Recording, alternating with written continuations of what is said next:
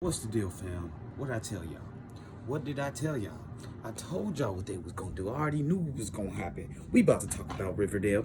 We already know what happened. I knew what was gonna happen, but here we go. They set the whole story up for Archie and Betty to be together by the end of this season. You know what I'm saying? Like I used to like the first two seasons of Riverdale even more now because it kept you guessing. Like you didn't know who the Black Mask was. Like it was so well structured that you couldn't really tell unless you were like really like taking down notes and trying to figure it out with Jughead and Betty who the Black Mask was. Probably then you figured it out.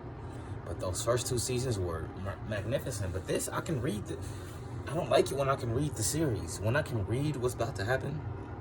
For instance,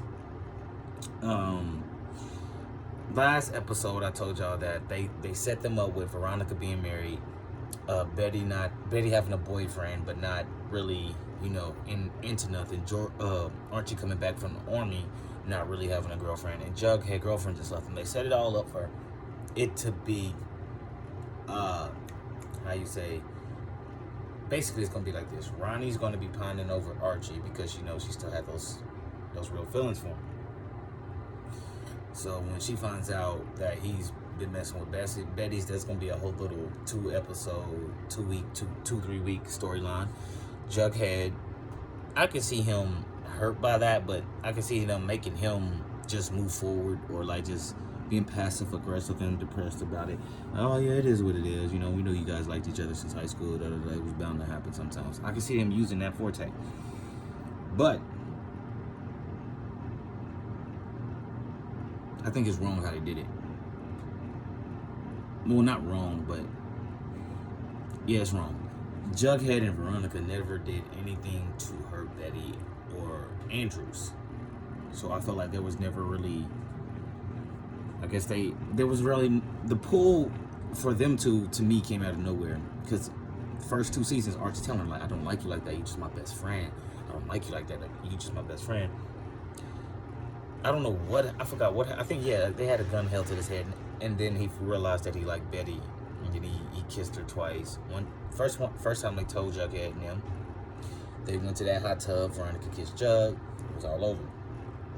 He did it again. Just like this keep happening. At some point, you're not his friend, and you're not her friend. You know what I'm saying? Like, if you keep, it's like, before this episode where they actually had intercourse, they kissed like 3 or 4 times while dating each other's best friend, so to speak. But I saw this coming and they tried to write it off or make you think they're going to write it off as like, oh yeah, we've been wanting to do that since high school. We finally got out of our system. Let's move forward. That is not the case. You can tell by the way she was smiling and sitting in the chair drinking that coffee that she wants it to go deeper than that. Archie right now is pretending like he doesn't, it was just a one-time thing, and he's just focused on getting his house and building up Riverdale again, which is false. He actually cares. They're gonna date. I felt like you should have just did it. You should have made it to where they met up. Like he was having a hard time in the army, and she started to be in his contact while he was in the army. But this is me. I take the story different routes for different meanings, for it to be deeper and mean more to the characters. But I guess them just meeting up and having sex, doing it in the shower is just, I guess, just as deep. Hiram Lodge. Can we please do better than Hiram Lodge? Can we please do better than Hiram Lodge? Like, the man has been the bad guy, or the first 10 episodes or 13, however long the season is going to be. The first half of the season is always Hiram Lodge, the bad guy. Like, I'm tired. Are y'all not tired of him being the bad guy? Like, come on, bro. You could have made anything that would have made the story more interesting. You could have made, see what everything the show's going through. Her mom could have made a mistake and left one Blossom alive, and now that Blossom's out to get Cheryl. And she's trying to destroy everything, like the whole Riverdale, renovated, make it all Blossom territory. You know what I'm saying? Like something like that. Give us a Blossom, an actual evil Blossom. Don't just throw it out there in the wind like you do last time, like Cheryl's dad killing Jason. That was a good that was a good evil blossom, but he wasn't doing anything after that. He killed his son, yes, but after that, he wasn't like doing what Hiram Lodge was. He wasn't trying to bring a prison into the town, keep kids out of school, drive the poor out. He wasn't doing that. He killed his son. That was very bad, but he wasn't like trying to destroy the town. He wasn't the big bad of the season. We can go to Cheryl's mother. Yes, she was the Gargoyle King, or was working with the Gargoyle King. I felt like they pulled that out their hat, but to each his own. Like Cheryl's mother has no depth to where like she's even connected to the town. And what I mean by stuck to my beard. What I mean by that is you never really see Penelope Blossom out having conversations with Fred Andrews or FP or Betty's mama. She's never a part of the town. The only time you see her is at her house. So that's why I was like, okay, yeah, I don't really, it wasn't like that big of a deal. I was like, oh, her mom is back. Okay, like I feel like there needs to be build up with the new bad guy, but there is no build up because we know who the new bad guy is. It's Hiram Lodge, and whoever Hiram Lodge is working with to connect the highway, because he wants to drive down the property in Riverdale, build a highway that connects the river, that goes over Riverdale and connects one city to a town, or a town to a city, something like that. So that means either the real bad guy is the mayor of the next town over, the company that he's in bed with to do the construction, things of that nature, you know. And it's a shame that I feel like I've already figured it out. Hopefully, God willing, they'll prove me wrong. But I can see Jughead being a loner that he is, and now they have Pops retired this episode, which was a great send-off. To me, it was a great send-off for Pops. His niece is taking over the shop. I can see the niece and Jughead getting together because he's going to be there every day writing his book. She gave him a job. They seem to have this little connection, the connection that him and Tony had when they first met. But I don't know if they're going to play it off like they play him and Tony off, which kind of made me mad. I think it would have been, even if you were going to give the black girl a baby, make it make sense. That's still bothering me. I'm just saying, it's still bothering me from at some point that she was a lesbian woman. So what made her sleep with a man? Or what made her... I would prefer if she got a surrogate. I mean, if she wanted a child. Cheryl wasn't talking to her. She was feeling lonely. So she got, she had her own little baby. You know what I'm saying? By herself. I don't know if that's the case. I hope that's the case. I hope it ain't no thing to where they go. I can see it happening, but I hope it's not where they make it to where she found out what Cheryl's doing, the illegal paintings and everything. She helped her work through it. They get back together. Then the father come back to town. Or the father's been looking for her. Or now he wants to be a father. And then there's this whole thing between her and Cheryl, like, this is our family. Cheryl's like, this is our family now. He don't need nothing. And then Tony's going to be like, oh, well, he's still the father of the child. We can't do him like that. Bro, I can see this whole fucking 22 episodes playing out right now. And it's kind of bothering me. I hope Jelly Bean come back for her queen jacket. She's the queen of the serpents in my eyes. I'm sorry, Jelly Bean. Tony has never really done anything like gangster to me. And what I mean by that is, like, Jelly Bean be out there with her slingshot handling business. Cheryl has her bow and arrow. Betty is insane. She comes from a line of serial killers.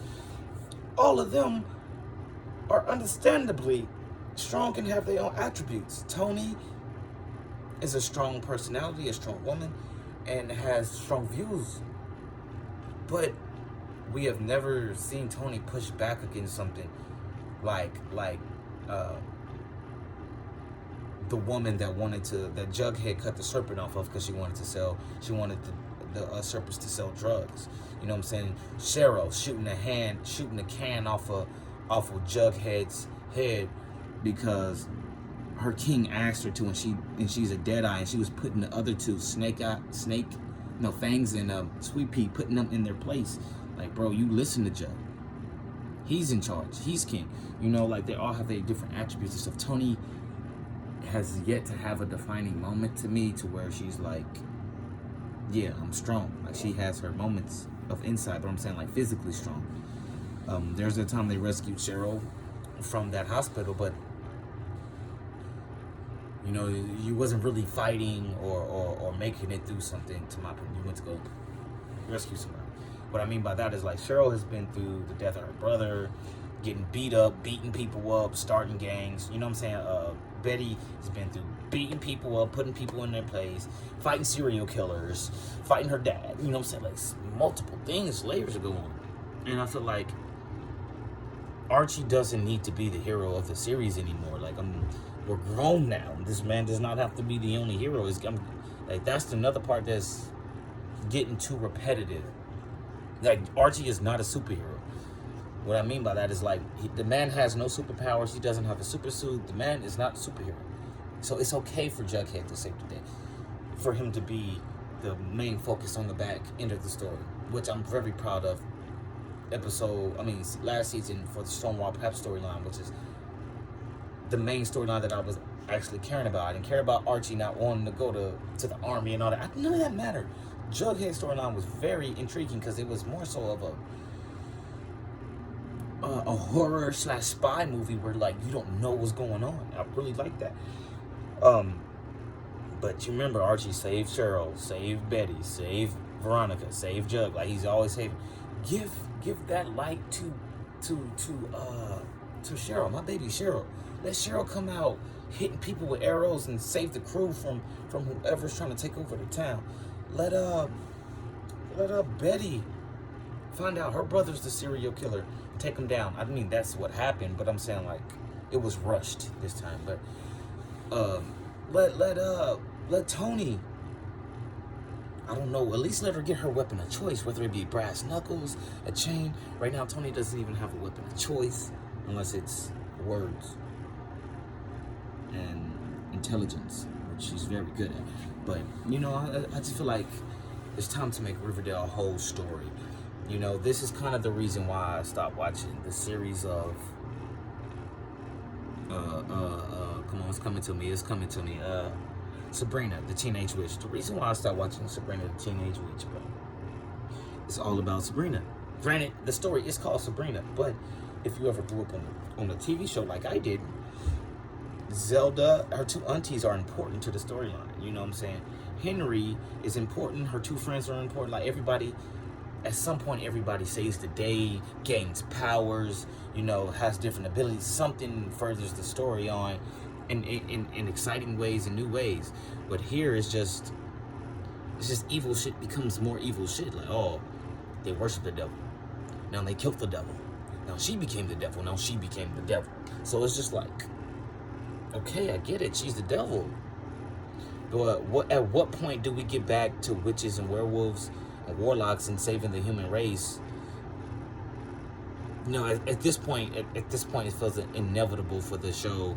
I mean, for humans to die, because you can't have heaven with. I don't think you can have, in my opinion, you can't have heaven without hell. And then there's going to be a reckoning someday. So at some point, everybody that's evil is going to go to hell. You can't save the human race forever. I don't like how they do Salem. I seen Salem. This man don't even talk. The cat don't talk.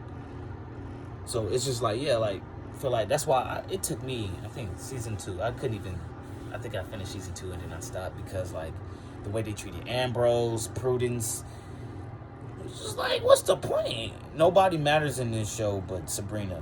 Her own aunties don't matter. And that's just my point. But they always making it a man versus woman thing. Why can't it just be a good versus evil thing? Like, I would prefer. Okay, I don't know. Y'all can tell me if I'm ignorant. If this is just my ignorance talking. You know, this is why we're here, to talk to y'all, to get insight, to go back and forth with the shows that we like and love.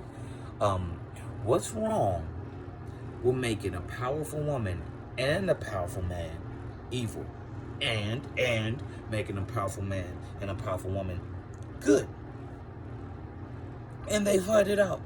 I'm just, what's wrong with Superman and Supergirl versus anybody. You know what I'm saying? One doesn't always have to be. One person is always going to be stronger than another. There's not one person that's going to have all the attributes. Even Superman doesn't have all the attributes. He's the strongest man. Supergirl is the strongest woman. She does not have all the attributes. She has all the, like, for instance, she's all world strong, but Wonder Woman is a better warrior than her. Wonder Woman has been in more fights and has been damaged and came out on top more than Supergirl has, because she has all these powers. She doesn't feel the need to sit down and read a book and learn tactics and things of that nature. Batman and Superman. Superman has all the powers in the world, but the man is stupid and he can't fight. Like, the man doesn't know. I think he in the comic books, I think he's learned how to box. That's it. Batman knows almost every form of combat known to man. The man is the greatest detective.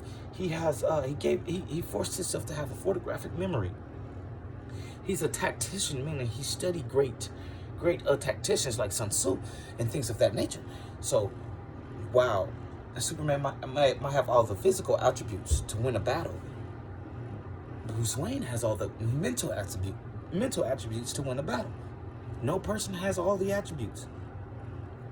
That's my thing with that. And so when you try to give a person everything, when you try to feed them like they're the most intelligent, they're the strongest, they're the most humble, nobody's gonna like them. Half the reason why I love and hate Tony Stark is the fact that he's all world smart, but the man is arrogant. I hate his arrogance, and I love it at the same time. Batman, the man is all world smart, but he is less of a human because of his determination. I love the man's determination, and I hate it at the same time. His determination tears away from him being a good father, the greatest father in the world. But it also makes him one of the greatest heroes in the world. So it's that give and take. Everybody has to have that give and take. Captain Marvel does not have the give and take. I know I brought her up. I'm sorry if I love Captain Marvel, but that movie was hard for me. How am I supposed to feel invested in this movie when you beat the bad guy up? Like, you beat the dude that you're going to have to fight in the end of the movie, in the beginning of the movie. Like, that's the first person you fight. You beat him up in the beginning. At the end of the movie, am I supposed to perceive he's a threat? Am I supposed to think you will lose? You're going to get hurt? Nah. So that's what I'm saying. It's all about how you structure your movie. I know I went through 3 different shows, 2 different movies, but it's your boy Apple Trap.